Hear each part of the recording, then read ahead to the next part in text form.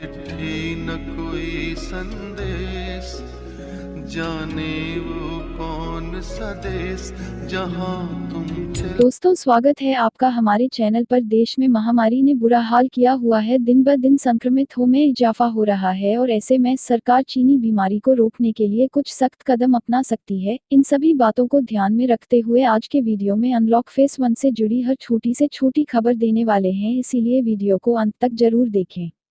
इसी के साथ बात करते हैं चीनी बीमारी से संक्रमित के आंकड़े की। पूरे देश में पिछले 24 घंटे में 12,031 मरीज बढ़े। अब तक 321,000 केस एक्टिव है और अब तक 1,62,380 लोग ठीक हो चुके हैं। आइए जानते हैं आज की ताज़ा खबर है। देश में कब से खुलेंगे जिम? जानने के लिए वीडियो को देखते रहिए। और इस राज्य में जांच में हर तीसरा व्यक्ति मिल रहा है संक्रमित। चीनी बीमारी से संक्रमित लोगों की बढ़ रही है परेशानी। सरकारी नौकरी चाहिए तो 10वीं पास वालों के लिए खुशखबरी। आगे देखेंगे 25 जून के बाद से पटरी पर दौड़ सकती है यह ट्रेन है, देखेंगे पूरी लिस्ट। और सीएम योगी ने भेजे पैसे, 10 लाख से ज्यादा प्रवासी मजदूरों को मिली राहत। दोस्तों, हर खबर बेहद जरूरी है, इसीलिए वीडियो को पूरा जरूर देखिएगा। लेकिन उससे पहले इस वीडियो को बनाने में मुझे बहुत मेहनत लगती है और इस मेहनत के लिए इस वीडियो को आप एक छोटा सा लाइक जरूर कर दें। चलता है आगे, बिना देरी के ले चलते हैं आपको हमारी आज की सबसे पहली बड़ी खबर की तरफ। आखिर देश में कब से खुलेंगे जिम?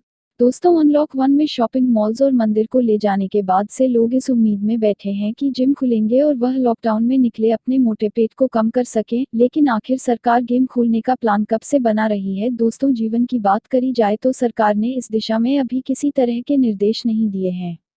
उम्मीद बहुत कम है कि गेम जल्द ही खुलेंगे। देश में चीनी बीमारी का संक्रमण तेजी से फैल रहा है और ऐसे में जिम को खोलना सही निर्णय नहीं होगा, क्योंकि जिम के अंदर लोगों के संक्रमण का सबसे ज्यादा खतरा होता है। जिम में इस्तेमाल किए जाने वाले उपकरण जैसे कि डंबल, वेटलिफ्टिंग मशीन और ट्रेडमिल को कई लोग एक साथ इस्तेमाल करेंगे। जिम के अंदर सोशल डिस्टेंसिंग का भी कोई मतलब नहीं रहेगा, क्योंकि वहां एक साथ सभी लोग मिलकर एक्सरसाइज करते हैं। और साथ ही में जिम के अंदर मास्क भी पहनना नहीं जा सकता, क्योंकि हैवी एक्सरसाइज करते समय मास्क पहनने से लोगों को सांस लेने में दिक्कत हो सकती है। ऐसे में जिम को अभी खोलना नामुमकिन ही साबित हो रहा है। वहीं इस राज्य में हर तीसरा व्यक्ति मिल रहा है चीनी बीमारी से संक्रमित। लोगों की बढ़ रही है टेंशन। महामारी के कारण राष्ट्रीय राजधानी दिल्ली की हालत लगातार बिगड़ती जा रही है और देश में असंक्रमित की जांच संख्या के मामले में तीसरे स्थान पर है। राजधानी में संक्रमण ने शुक्रवार को सबसे भयंकर रूप दिखाया और 2,137 रिकॉर्ड नए मामले से कुल संक्रमित का आंकड़ा 36,000 है। शुक्रवार को 5,947 लोगों की जांच में ही 2,137 संक्रमित मिले, यानी संक्रमण दर करीब 35% रही और जांच में हर तीसरा व्यक्ति संक्रमित मिला। दिल्ली में पहली बार संक्रमण की दर 35% के हिसाब से बढ़ी, जब 5,360 लोगों की रिपोर्ट आई और उसमें से 1,877 लोग पॉजिटिव पाए गए। सरल शब्दों में यह भी कह सकते हैं कि दिल्ली जितने लोगों ने टेस्ट कराया उनमें से हर तीसरा शख्स संक्रमित निकला।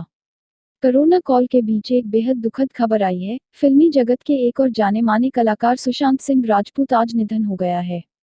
जी हाँ दोस्तों, आपको लग रहा होगा कि क्या मैं कोई मजाक कर रही हूँ, लेकिन ऐसा बिल्कुल नहीं है। यह सच्चाई है कि सुशांत सिंह राजपूत अब हमारे बीच नहीं रहे। 2020 का यह साल ना जाने साथ में और कितनी दुखद घटनाएं लेकर आएगा। एक तरफ कोरोना की यह महामारी और दूसरी तरफ फिल्मी जगत के उभरते सितारे यूं चले जाना। दोस्तों, मुझे खुद बोलते हुए यह विश्वास नहीं हो रहा है कि सुशांत सिंह राजपूत फांसी लगाकर आत्महत्या कर ली। अभिनेता सुशांत सिंह राजपूत सिर्फ 34 साल के ही थे। 25 जून के बाद से पटरी पर दौड़ सकती है यह ट्रेनें, देखें पूरी लिस्ट। मध्य प्रदेश में महामारी के मामले और अनलॉक 1 के शुरू होने के बाद अब धीरे धीरे शहरों को व्यवस्थित करने की तैयारी की जा रही है। ऐसे में अब भोपाल रेल मंडल ने ट्रेनों का प्रस्ताव जोन को भेजा है। इन ट्रेनों में रेवांचल की मांग ज्यादा है, वहीं शताब्दी और ओवरनाइट एक्सप्रेस ट्रेनों को भी इनमें शामिल किया गया है। माना जा रहा है कि 25 जून के बाद से राज्य में इन ट्रेनों को शुरू किया जा सकता है। दरअसल सूत्रों से मिली जानकारी के मुताबिक रेवांचल एक्सप्रेस को चलाने की पूरी तैयारी है। भोपाल रेल मंडल ने इस ट्रेन का एक हर एक तैयार भी कर लिया है। इस वीडियो को देखते रहिए दोस्तों, क्योंकि आगे आने वाला है। इस मशीन को घर पर लगाने से आप रोज 2,000 रुपए कमा सकते हैं। वहीं मौसम विभाग की तरफ से चेतावनी, इन राज्यों में हो सकती है तेज बारिश। भीषण गर्मी से आज कई राज्यों को राहत मिलने की उम्मीद है। शनिवार दोपहर के बाद दिल्ली, एनसीआर और आसपास के इलाकों में बादल ने हल्की बारिश कर लोगों को थोड़ा सा सुकून दिया। हल्की हवाओं ने भी लोगों के मन को मोह लिया और यह राहत अभी भी जारी है। अब देश के कुछ राज्यों में आज बारिश होने की संभावना है, जिससे लोगों को उमस भरी गर्मी से राहत मिलेगी। भारतीय मौसम विभाग ने देश के 3 राज्यों में भारी बारिश की संभावना जताते हुए रेड अलर्ट जारी किया है। मौसम विभाग के मुताबिक कर्नाटक, तेलंगाना, गोवा क्षेत्र में तेज बारिश की संभावना है। 10 लाख से ज्यादा प्रवासी मजदूरों को मिली राहत। उत्तर प्रदेश के योगी आदित्यनाथ सरकार ने प्रवासी मजदूरों के बैंक खातों में शनिवार को डीबीटी के माध्यम से 1,000 रुपए की धनराशि भेज दी है। यह धनराशि डायरेक्ट बैंक ट्रांसफर के तहत 10,48,000 प्रवासी मजदूरों को बैंक खातों में सीएम ने खुद बटन दबाकर भेजे। बता दें, लॉकडाउन बढ़ने के साथ 3 महीने तक 1,000 रुपए श्रमिकों के बैंक खातों में डालने का फैसला आपदा राहत सहायता योजना के तहत प्रदेश सरकार ने लिया था। सीएम योगी आदित्यनाथ ने इस दौरान वीडियो कॉन्फ्रेंसिंग के माध्यम से कई मजदूरों से बातचीत भी की। सीएम योगी ने कहा कि उत्तर प्रदेश में अब तक 35 लाख कामगारों और श्रमिकों को उनके घरों तक पहुंचाने और सुविधाएं उपलब्ध कराने का काम किया है। लॉकडाउन शुरू होते ही रोज 12 से 15 लाख लोगों तक भोजन पहुंचाने की व्यवस्था की गई। साथ ही जानी है कि इस मशीन को घर पर लगाने से आप रोज 2,000 रुपए कमा सकते हैं। आज के समय रोजगार नहीं मिलने के कारण सभी व्यक्ति कोई बिजनेस करना चाहते हैं, लेकिन किसी को नहीं पता कि कौन सा बिजनेस करें। तो दोस्तों, मैं आपको बता दूं कि अगरबत्ती बनाने का बिजनेस अभी बाजार में बहुत कम है। यह बिजनेस त्योहारों के समय बहुत ज्यादा चलता है। इस बिजनेस को बहुत कम खर्चे पर घर से शुरू कर सकते हैं। अगरबत्ती बनाने का बिजनेस 20,000 रुपए से शुरू कर सकते हैं। अगरबत्ती बनाने वाली मशीन लगभग 14,000 रुपए में मिल जाती है और इसके पाउडर और पैकेट बहुत सस्ते में मिल जाते हैं। अगरबत्ती बनाने के बाद आप थोक विक्रेता या फुटपाथ विक्रेता से संपर्क कर भेज सकते हैं। इससे आप काफी मुनाफा कमा सकते हैं। आगे देखेंगे दोस्तों, सरकारी नौकरी चाहिए तो इस खबर को जरूर देखिए। देश के इन राज्यों में मांगा जा रहा है आवेदन। अगर आप मास्क पहनने से यह गलती कर रहे हैं तो ध्यान से सुन लीजिए, हो सकता है बड़ा नुकसान। महामारी से बचने के लिए मास्क सबसे पहला हथियार है, लेकिन गलत तरह से मास्क पहनने पर भी आपको चीनी बीमारी हो सकती है। जानिए मास्क चेहरे पर कैसे लगाएं। मास्क पहनते समय याद रखें कि मास्क से नाक बाहर ना हो, वरना वायरस नाक के जरिए शरीर में प्रवेश कर सकता है। मास्क पहनते वक्त ठुड्डी भी पूरी तरह ढके होनी चाहिए। मास्क आपके चेहरे से टाइट बंधा होना चाहिए ताकि साइड से गैप ना रहे। मास्क को नाक की नोक तक ना लगाएं बल्कि पूरा ढके। घर से निकलते वक्त मास्क को बिल्कुल चेहरे से नहीं हटाएं, खासकर लिफ्ट आदि में। विशेषज्ञ मास्क पहनने और उतारने के तरीके भी बताते हैं। हमें ध्यान रखना जरूरी है कि मास्क को कभी फ्रंट से ना छुएं, उसे हमेशा साइड की पत्तियों से पहनना और उतारा जाना चाहिए। इसी के साथ झांसी में भूत वाले जिम उस पाक का वायरल सच, क्या यहाँ सही में भूत है? अगर आप भी सोशल मीडिया पर एक्टिव है तो बहुत दिनों से अपने एक वायरल वीडियो जरूर देखी होगी। वायरल वीडियो में कुछ पुलिस वाले एक पार्क में लगे जिम की तहकीकात करने जाते हैं, जहां वह देखते हैं कि पार्क में लगा या मशीन खुद ब खुद चल रहा है। यह वीडियो झांसी के एक ओपन जिम पार्क की है। इस वीडियो के वायरल होते ही लोगों के बीच हड़कंप मच गया कि झांसी में भूतों का साया है। लेकिन आज हम आपको बताने जा रहे हैं कि झांसी में भूत का होने का दावा सरासर गलत है। झांसी के इस पार्क के सामने रहने वाली एक व्यक्ति ने ही इस बात का खुलासा किया। उस व्यक्ति ने सोशल मीडिया पर एक और वीडियो जारी की, जिसमें यह दिखा रहा है कि कैसे यह मशीन ही खराब है और इस मशीन का स्क्रू काफी ढीला हो गया है, जिसके चलते इसे एक बार हिलाने पर यह करीब 5 से 7 मिनट तक ऐसे ही चलती रहती है। इसी के साथ दोस्तों, अगर सरकारी नौकरी चाहिए तो इस खबर को जरूर देखिए। देश के इन राज्यों में मांगा जा रहा है आवेदन। लॉकडाउन के दौरान कई सरकारी विभागों में नौकरी निकली है। इन नौकरियों के लिए 10वीं पास से लेकर ग्रेजुएट तक आवेदन कर सकते हैं। नौकरियों के आवेदन की आखिरी तिथि से लेकर योग्यता तक जाने यहाँ। HPSAB पद जूनियर हेल्पर, पदों की संख्या 1892, अंतिम तिथि 20 जुलाई 2020। शैक्षणिक योग्यता किसी मान्यता प्राप्त बोर्ड या संस्थान से 10वीं पास होना चाहिए। Website www.hbsab.in and NTPC limited. पद एग्जीक्यूटिव एवं अन्य, पदों की संख्या 23, अंतिम तिथि 22 जून 2020। शैक्षणिक योग्यता किसी मान्यता प्राप्त बोर्ड या स्थान से ग्रेजुएट पास और डिप्लोमा या समकक्ष योग्यता। Website www.ntpc.co.in and UKSSSC। पद DIO इंस्पेक्टर व अन्य, पदों की संख्या 1000। अंतिम तिथि 29 जून 2020। शैक्षणिक योग्यता किसी मान्यता प्राप्त बोर्ड स्थान से 12वीं ग्रेजुएट पास डिप्लोमा या समकक्ष योग्यता। Website www.ukssconline.in। और आगे देखेंगे दोस्तों, मुंबई में दोबारा से चलेगी लोकल ट्रेन, सिर्फ इन लोगों को होगी सफर की इजाजत। मगर उसे पहले चीनी बीमारी से बचाव के लिए सबसे अच्छा मास्क कौन सा है जरूर जानी है। देश में महामारी से बचने के लिए लोग तरह तरह के मास्क पहन रहे हैं, कोई सर्जिकल मास्क पहनता है तो कोई फैशन के लिए डिजाइनर मास्क।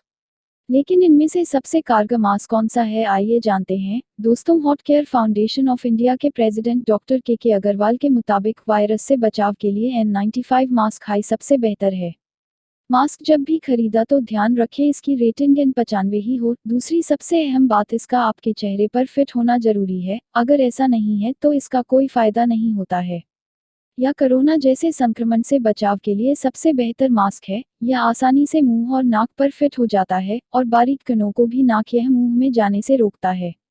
N95 मास्क हवा में मौजूद 95% कणों को रोकने में सक्षम है, इसलिए इसका नाम N95 पड़ा है। चीनी बीमारी के कारण डायमीटर में 0.12 माइक्रोन कितने होते हैं, जिसकी वजह से यह काफी हद तक मदद करता है। यह बैक्टीरिया, धूल और परागकणों से 100% बचाता है।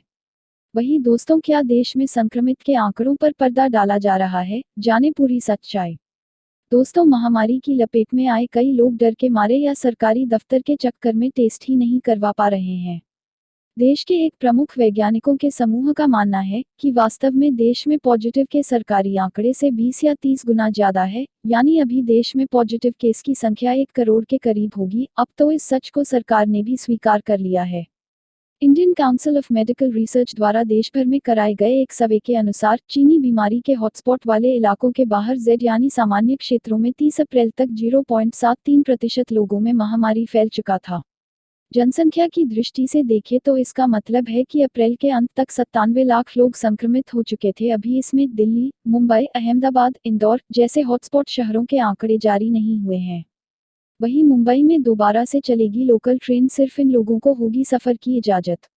मुंबई से एक बड़ी खबर आ रही है दोस्तों, लोकल ट्रेन दोबारा शुरू होने की संभावना है। अंतिम निर्णय रविवार को लिया जा सकता है। इससे पहले गुरुवार को केंद्रीय स्वास्थ्य मंत्री हर्षवर्धन के साथ वीडियो कॉन्फ्रेंसिंग में महाराष्ट्र के स्वास्थ्य मंत्री राजेश टोपे ने आवश्यक सेवाओं में लगे लोगों की मदद करने, सुरक्षित रूप से परिवहन के लिए लोकल ट्रेनों के महत्व पर जोर दिया था। इसके अलावा सीएम उद्धव ठाकरे पहले से ही केंद्र से लोकल ट्रेन शुरू करने के बाद कह चुके हैं, आम दिनों में लोकल ट्रेन को मुंबई की लाइफलाइन कहा जाता है, जिससे हर रोज करीब 80 लाख लोग मुंबई के एक कोने से दूसरे कोने में जाते हैं। इसमें 3 लोकल लाइन शामिल होती है, वेस्टर्न लाइन जो चर्चगेट से विरार तक, सेंट्रल लाइन जो ईस्ट से कल्याण के आगे तक जाती है, और हर्बल लाइन शामिल है। इसी के साथ आगे देखेंगे दोस्तों, IPL 2020 के आयोजन पर आया सुनील गावस्कर का बयान, बताया कब होगा आयोजन। मगर उसे पहले जान लेते हैं कि क्या 15 जून से देश भर में सख्त होने वाला लॉकडाउन। पूरे देश में लॉकडाउन को लेकर बहुत सारी अटकलें चल रही हैं। कुछ लोग बोल रहे हैं कि लॉकडाउन दोबारा से लग सकता है और कुछ इसके पक्ष में नहीं है। इसी बीच स्वास्थ्य विभाग से मिली जानकारी के मुताबिक पंजाब और अगले 2 महीने में महामारी चरम पर होगी। इससे पहले मंगलवार को मुख्यमंत्री अरविंद केजरीवाल ने ऐलान किया है कि वीकेंड और पब्लिक हॉलिडे सभी तरह की गतिविधियों पर पाबंदी लगाई जाए। इस दौरान सिर्फ जरूरी सेवाओं के लिए आवागमन जारी रहेगा। उन्हें इसके लिए ई पास डाउनलोड करना होगा। हालांकि उद्योग इस दौरान खुले रहेंगे। इसके अलावा अमरिंदर सिंह ने कहा, दिल्ली से पंजाब में हर रोज 500 से 800 वाहन आ रहे हैं। ऐसे में इन लोगों के लिए कड़ाई से नियम का पालन हो, इन सभी की टेस्टिंग अनिवार्य हो। इसी के समेत वहां महाराष्ट्र, तमिलनाडु, चेन्नई की प्रदेश सरकार कड़े तरीके से नियम को लागू कर रही है। वहां तारक मेहता का उल्टा चश्मा में दया बहन की होने वाली है वापसी। तारक मेहता का उल्टा चश्मा हाल ही में अनलॉक 1 के तहत मिली जानकारी के बाद एक बार फिर से शुरू होने जा रहा है। खबर है कि शो की दया बेन यानी एक्ट्रेस दिशा वकानी वापसी कर रही हैं। इन खबरों के आने के बाद शो के प्रोड्यूसर असित कुमार मोदी ने चुप्पी तोड़ते हुए इन खबरों की सच्चाई बताया है। स्प्लिट्सविला के शो के प्रोड्यूसर आशीष कुमार मोदी से बातचीत की और इन खबरों पर उनकी प्रतिक्रिया मांगी तो वह पहले मुस्कुराए और फिर कहा कि पहले शूट तो शुरू होने दीजिए। अभी इस बारे में बोलना समय नहीं है कि क्या होगा, क्योंकि अभी तो हम शूट वापस शुरू करने के लिए तैयारी कर रहे हैं। पहले सूट शुरू हो जाए तब हम इस बारे में ज्यादा क्लियर बोल पाएंगे। हालांकि ऐसे बोलते हुए जिस तरह के उनके हाव भाव थे उससे तो यही लगता है शो में दया बहन की एंट्री दोबारा से हो सकती है। आप जानते हैं आईपीएल 2020 पर आया सुनील गावस्कर का बयान। महामारी के चलते आईपीएल 2020 को बीसीसीआई ने पहले 15 अप्रैल तक स्थगित किया, लेकिन बाद में बिगड़ते हालातों को देखते हुए अनिश्चित काल के लिए स्थगित कर दिया। तभी से सभी क्रिकेट फैंस आईपीएल का बेसब्री से इंतजार कर रहे हैं। गुरुवार को बीसीसीआई ने बताया कि आईपीएल का आयोजन सितंबर-अक्टूबर महीने में किया जा सकता है। इसी के साथ दोस्तों अमेरिका और चीन से बड़ी खबरें निकलकर सामने आई है। डोनाल्ड ट्रंप ने चुनाव को लेकर जारी किए बयान, कहा अमेरिका को बहुत बड़ा नुकसान होगा। अमेरिका के राष्ट्रपति डोनाल्ड ट्रंप ने कहा कि अगर वह चुनाव हार जाते हैं तो यह देश के लिए बुरा होगा। ट्रंप ने यह भी कहा कि अगर वह दोबारा राष्ट्रपति नहीं चुने जाते हैं तो चुपचाप अपने ऑफिस को खाली कर देंगे। उन्होंने उन आशंकाओं को खारिज कर दिया जिनमें डर जताया गया था कि अगर ट्रंप नवंबर में राष्ट्रपति का चुनाव हारते हैं तो स्वेच्छा से ऑफिस खाली नहीं करेंगे। अमेरिकी राष्ट्रपति ने शुक्रवार को फॉक्स न्यूज चैनल पर प्रसारित एक इंटरव्यू में यह बात कही। अमेरिका में नवंबर के महीने में राष्ट्रपति के लिए इलेक्शन होने वाले हैं, जिसमें डोनाल्ड ट्रंप के खिलाफ पूर्व उपराष्ट्रपति जो बिडेन के उतरने की उम्मीद है। वहीं चीन ने बढ़ाई भारत के लिए मुश्किल, जानिए क्या किया उन्होंने। हिंदुस्तान और चीन के बीच लगभग सीमा पर तनाव अपने चरम पर है। दोनों ही देशों के हजारों सैनिक आमने सामने हैं। इस बीच विशेषज्ञों ने चेतावनी दी है कि चीनी ड्रैगन बहुत तेजी से हिंद महासागर में अपने पैर पसार रहा है और आने वाले वक्त में हिंदुस्तान को लद्दाख से भी बड़े खतरे का सामना करना पड़ सकता है। एक रिपोर्ट के मुताबिक लद्दाख में नियंत्रण रेखा ही हिंदुस्तान के लिए चिंता का विषय नहीं है। चीन हिंद महासागर में बहुत तेजी से अपने पैर पसार रहा है। इस वर्ष मई महीने में ली गई सैटेलाइट तस्वीरों से पता चलता है कि अफ्रीका के जिबूती स्थित चीनी नेवल बेस को आधुनिक बताया गया है। पहले लॉजिस्टिक्स पोर्ट ने बनाए इस ठिकाने को अब नेवल बेस में तब्दील कर दिया गया है। इस अड्डे पर चीन का विमान वाहक पोत भी खड़ा हो सकता है। दोस्तों आप क्या चाहते हैं, लॉकडाउन दोबारा लगना चाहिए कि नहीं? अपना जवाब नीचे कमेंट में जरूर बताएं और साथ में उसका कारण भी। Thank you so much for watching this video.